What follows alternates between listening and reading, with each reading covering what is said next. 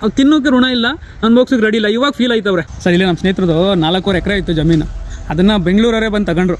ಬೆಂಗಳೂರವರು ಈಗ ಅವಾಗ ನಡೀತಾ ಇದ್ದು ಈಗ ಒಂದು 10% ಆದರೂ 30% ಕೊಟ್ಟು ಜಮೀನು ತಗೊಂಡ್ರು. ಏನಕ್ಕೆ ಅಂದರೆ ಅವ್ರ ಹತ್ರ ದುಡ್ಡಿತ್ತು, ತಗೊಂಡ್ರು.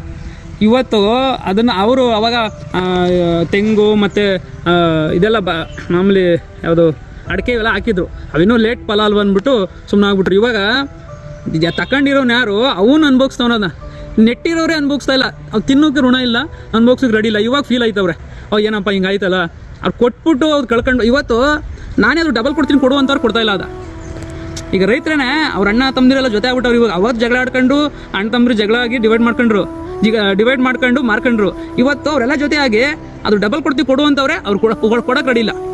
ಏನಕ್ಕೆ ರೆಡಿ ಇಲ್ಲ ಅಂದರೆ ಅಲ್ಲಿ ಚಿನ್ನ ಅದೇ ಅಂತ ಅವ್ನಿಗೆ ಗೊತ್ತದಲ್ಲ, ಅದಕ್ಕೆ ಕೊಡ್ತಾ ಇಲ್ಲ ಅವನು. ಪೇಪರ್ಗಳಲ್ಲಿ ಆ ಜಮೀನು ಸೇಲ್ ಆಯಿತು, ಈ ಜಮೀನು ಹಿಂಗಾಯಿತು, ಬರೀ ಇವೇ ಬರ್ತವೆ. ಅಂದರೆ ಸುಮ್ಮನೆ ಸೇಲ್ ಮಾಡಿ ಆಮೇಲೆ ಎಸ್ಪೆಷಲಿ ರೋಡ್ ಪಕ್ಕದಲ್ಲಿರೋನ ಸೈಟ್ ಮಾಡ್ತೀನಿ, ಇಲ್ಲ ನಿಮ್ಮ ಮಕ್ಕಳಿಗೆ ಕೆಲಸ ಕೊಡ್ತೀನಿ, ಬರೀ ಇಂಥದ್ದನ್ನ ಅವ್ರಿಗೆ ಆಶ್ವಾಸನೆ ಕೊಡ್ತಾರೆ. ನಿಮಗೆ ಅವನ್ನೆಲ್ಲ ಅಲ್ಲ, ಅವರ ಕೆಲಸ ತಗೊಂಡು ನಾವೇನು ಮಾಡಬೇಕು? ನಮ್ಮ ಜಮೀನು ಇದ್ದರೆ ಅದಕ್ಕಿಂತ 10 ಪಟ್ಟು ದುಡಿಬೋದು. ಅದರಲ್ಲೇ ನಾವು ಅವ್ರ ಕೆಲಸ ತಗೊಂಡು ಅವ್ರ ಆಶ್ವಾಸನೆ ತಗೊಂಡ್ರು ನಾವೇನಕ್ಕೆ ಅವ್ರಿಗೆ ಕೊಡಬೇಕು ಜಮೀನ? ಅದಕ್ಕೆ ದಯವಿಟ್ಟು ಹೇಳ್ತೀವಿ, ಯಾವುದೇ ರೈತರು ಯಾವುದಕ್ಕೆ ಆಮಿಷಕ್ಕೆ ಒಳಗಾಗ್ದೇ ದಯವಿಟ್ಟು ಯಾವುದು ಕೊಡೋಕ್ಕೆ ಹೋಗ್ಬೇಡಿ, ಉಳಿಸ್ಕೊಳ್ಳಿ, ಬೆಳೆಸಿ.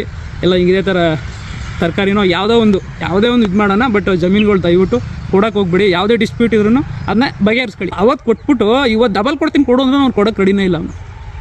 ಹಾಗಾಗಿ ದಯವಿಟ್ಟು ಯಾಮಾರ್ಬೇಡಿ.